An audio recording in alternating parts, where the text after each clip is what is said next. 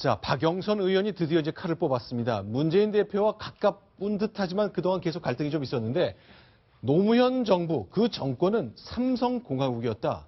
라면서 당시에 비서실장을 지냈던 문재인 전 대표를 사실상 겨냥하고 나섰습니다. 왜냐하면 어제 문재인 전 대표가 4대 대기업의 경제연구소 책임자들을 만났거든요. 이 시점이 진보 후보로서 대기업 연구소장을 만날 때냐라는 지적이겠죠. 일단 들어보겠습니다. 이명박 박근혜 정부 유니언 실패 그리고 민원까지 겹쳐져서 지금 경제 성장률이 사상 최저로 떨어졌습니다. 정경련에서 미르 재단을 비롯한 이런저런 어떤 재단 쪽의 대기업으로부터 수천억 원을 거둔 그런 사실이 드러났는데 하여튼 정부가 법인세를 낮추어 주면서 뒤로는 또 막대한 돈을 걷어가는 반기업적인 그런 행태라고 생각을 합니다. 내가 반기업이 아니라 오히려 박근혜 정부가 반기업적이다. 그러니 나를 대기업에 거부감 있는 사람으로 보지 말아달라. 그런 메시지 같군요. 네, 그렇습니다. 지금 근데 이제 문재인 전 대표가 저 이야기를 한 것 때문에 더불어민주당이 약간 멘붕에 빠진 모습인데, 왜냐하면 지금 더민주에서 국감에서 계속 얘기한 것이 정경련 해체였거든요. 이 와중에 우리 4대 재벌로 불리는 삼성, SK, LG, 현대그룹의 그 연구소 원장들을 저렇게 만나는 자리에 갔단 말이에요. 그것도 네. 대선 행보의 일환으로.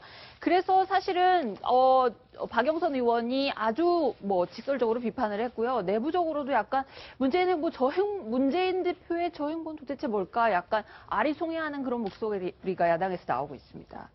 자, 박정원 국장, 이제 박지원 원내대표, 이제 다른 당이니까 경쟁 관계니까 그랬을 것 같고 계파가 조금 다른 박영선 의원 두 사람이 이제 비판적인 메시지를 내놨거든요. 자, 이건 어떻습니까? 취소했으면 한다. 만나기 전 상황인데 만남의 부적절을 강조하는 말 같은데요. 가장 눈에 띄는 건 같은 당 박영선 의원의 얘기인데요. 해석이 좀 필요할 것 같습니다. 저희가 좀 소개를 드리겠습니다. 박영선 의원의 얘기를 좀 소개해 드리겠습니다. 네, 박영선 의원도 같은 맥락에서 엄청 비판을 했죠. 네. 황당하다. 하루 종일 우리 야당 의원들이 지금 전경련 해체를 주장하고 지금 미르 K스포츠 재단 이런 관련해서 네. 정경련의 해체까지 주장하고 공격하고 각을 세우고 하고 있는 상황에서 어떤 경제 철학의 부재를 드러낸 거 아니냐. 어떻게 그 대권을 하겠다는 사람이 가서 4대 그룹 경제연구소장들을 덜렁 만나고 있느냐. 네. 뭐 이런 비판을 하고 있는데요. 네. 네. 근데 실제로 박영선 의원은 조금 더 나갔습니다. 이제 노무현 정부를 그 심장을 향해 무언가를 겨누는 듯한 인상이 남긴 글이 나오네요. 이렇게까지 표현하는군요. 네, 그렇습니다. 박영선 의원 참여정부가 남긴 유산은 삼성공화국이었다. 삼성이 그전에도 잘 나갔지만 그때는 원오브 댐이었는데 고조고만한 큰 기업이었는데 5년 참여정부를 거치면서 삼성은 완전 탑 오브 탑, 재벌 위에 재벌이 됐다 그러면서 참여정부에 대해서 정말 신랄하게 비판을 했습니다. 그러면서 당시 대통령 당선자 노무현 대통령을 말하는데요. 당선자의 책상 위에서 시작이 됐다. 그 참모들이 네. 삼성에서 만들어온 정책 자료집 같은 것들을 가지고 노 전 대통령을 계속해서 보좌를 했고 네. 그 결과가 5년 후에 삼성공화국으로 나타난 것 아니냐. 정말 신랄하게 비판을 하면서 이런 것 때문에 박영선 의원은 문재인 전 대표는 안 된다는 얘기를 내심은 국민들에게 하고 싶었던 게 아닌가 그런 식으로도 해석이 됩니다. 근데 실제로 이런 일이 있었던 거죠?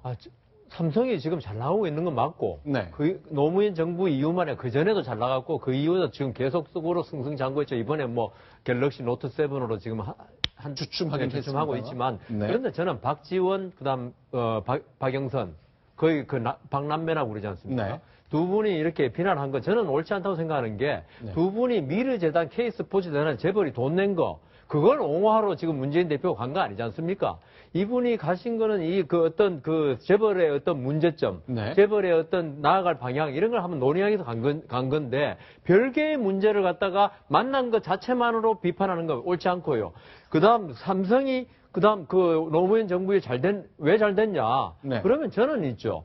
딴 재벌들은 어떤 수성하기에 급급할 때 삼성은 위험을 무릅쓰고 계속 투자하고 새 제품 개발하고 네. 그걸 왜 비난하느냐 이거죠. 네. 삼성이 잘해서 삼성이 다른 재벌 그룹을 짓밟고 올라섰으면 그건 비난해야 되지만은 네. 삼성이 열심히 노력해서 그렇다면은 그것만 가지고 삼성이 잘된 현상만 가지고 비난해서 안 된다는 거죠. 네. 네, 저는 지금 문재인 전 대표가 네. 이 시점에서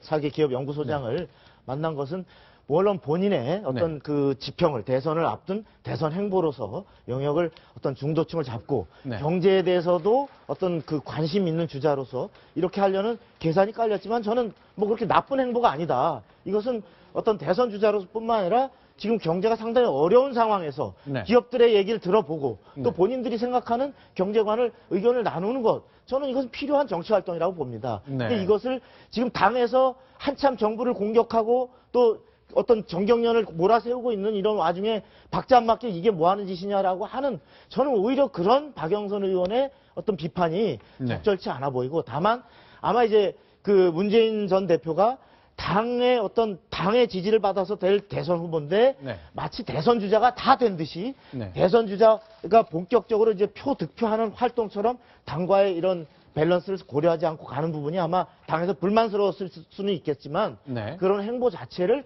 잘못된 행보다 이렇게 몰아세우는 것은 저는 그 행보가 오히려 국민들 보기에 어떻게 비칠까 이런 걸 한번 돌아볼 필요가 있다는 생각이 네, 지금 화면에 보이는 것은 이광재 전 강원지사인데 이제 노무현 대통령의 최측은 참모로서 삼성의 메시지가 우리 진보 정부에도 필요하다는 생각 때문에 접촉을 많이 했던 걸로 알려지고 있었죠. 그러나 노무현 당선자의 책상 위에 삼성의 정책 보고서를 이광재 씨가 올려놓는 그 일을 비판한 것, 이제 당내 계파를 두고 문재인 후보의 우클릭, 다시 중건도로 다가서려는 이런 모습에 대한 강력한 견제구가 날아온 것 아닌가 생각을 합니다.